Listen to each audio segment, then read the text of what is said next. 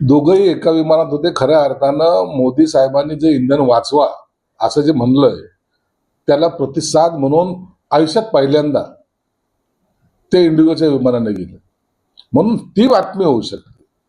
आता त्या विमानामध्ये काय बोलले, खरं तर असा काही संवाद झाला असावा असं मला वाटत नाही, परंतु संवाद झाला पाहिजे. राजकीय जरी आपण आपले मार्ग वेगळे असले तरी हितसंबंध हे माणसात जपले पाहिजे. माझ्यासारखाचे अनेक उभाटातले अनेक नेते आहेत, त्यांच्याशी माझे आता आजही जवळचे संबंध आहेत. म्हणून संबंध ठेवणं याला राजकारणामध्ये महत्व सुद्धा असतं. म्हणून त्यांची काही अशी बोलणी झाली असावी असं मला काही वाटत नाही.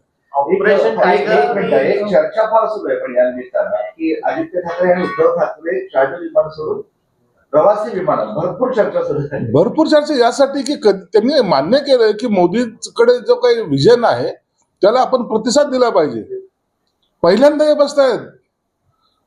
नसता 35 मिनिटाचा प्रवास मुंबई टू संभाजीनगर जरी करायचा असला तरी त्यांना चार्टर्ड लागत होतं.